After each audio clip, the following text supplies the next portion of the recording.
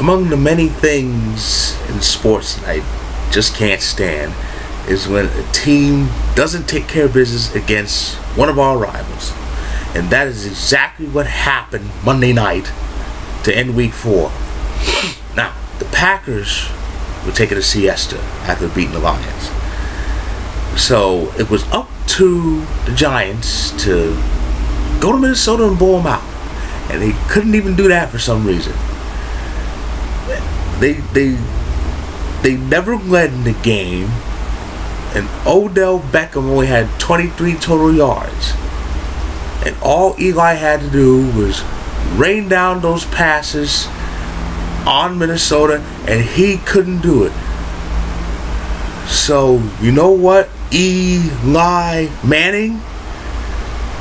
You just made the list. But in all seriousness,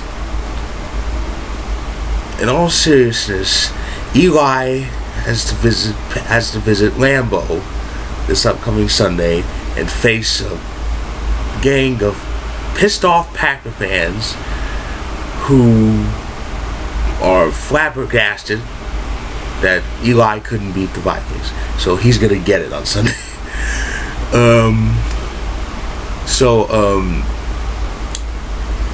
On a much better note, how about the Rams?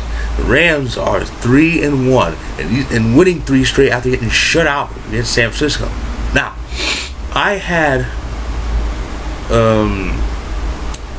the Rams making the playoffs, but I had them getting in as one of the wild cards with Arizona. More on them a little bit later. And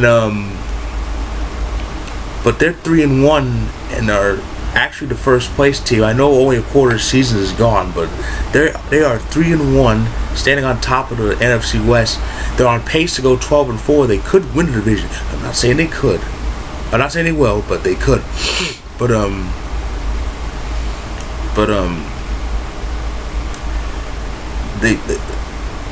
they gotta keep doing what they're doing. They're doing very well. They've bounced back ever since getting blanked like that in the opening Monday of the season.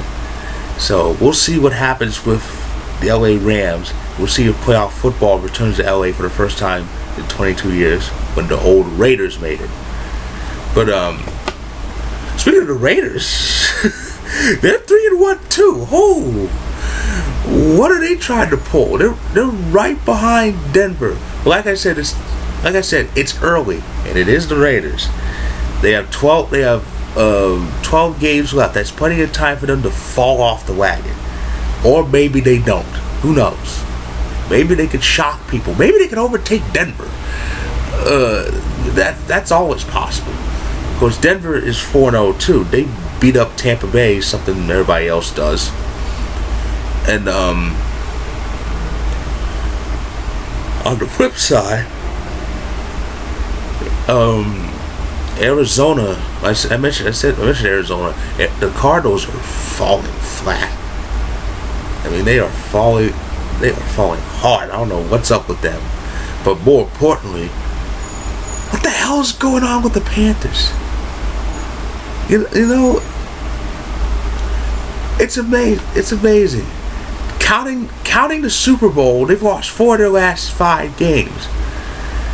And of course, counting the Super Bowl, they lost back-to-back to Denver.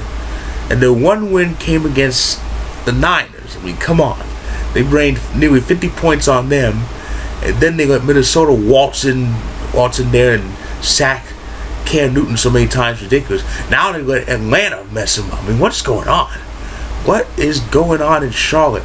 Is it the Super Bowl hangover? I mean, usually the Super Bowl hangover doesn't last this long. This is their 4th game of the season. They only won 1, and that was against a nearly subpar 49ers team. And I don't get it. They have the same quarterback, but they're 1-3. Denver has this borderline nobody, Trevor Siemian, and they're undefeated. Now, part of it is because it's the AFC, and let's face it, there isn't shit in the AFC. But Denver, New England, and Pittsburgh, that's about it. And But even so, with really technically no quarterback, the Broncos are 4-0. Shocking. And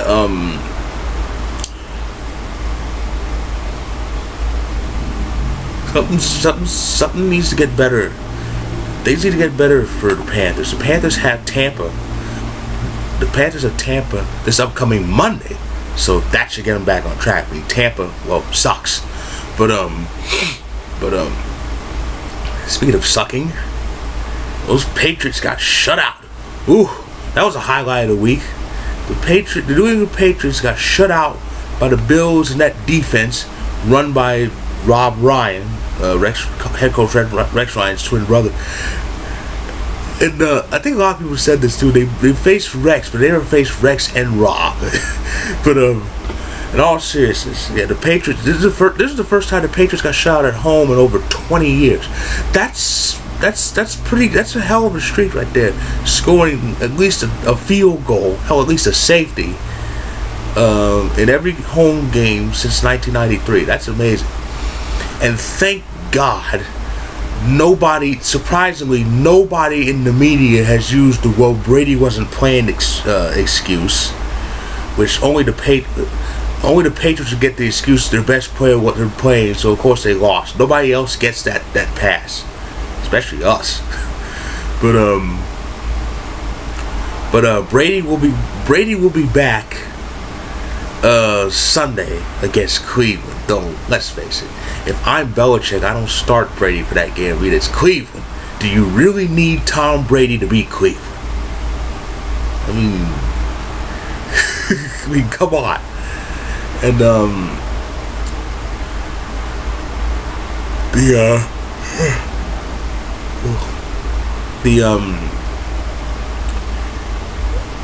Steelers, they put a hurting on KC. They were pissed. That's what that was. They got embarrassed by Philly of all teams, and they're gonna take it out on somebody. That's one thing I've noticed. Any team that gets blown out badly, usually by a team they should blow out themselves, usually blows out the next opponent. That's exactly what happened. So that's exactly what happened. It's like a borderline rule or something. I don't know. But anyway, so to kind of recap, 3 unbeatens left in the NFL. Denver, Minnesota, and Philly, who also didn't play week 4. The only winless team is Cleveland, and Lord knows when they're going to win the game. Well, they may go 0-16. And you have the Rams, the Raiders, the Rams and Raiders are 3-1. The Rams are in first place. The Raiders are knocking on that door.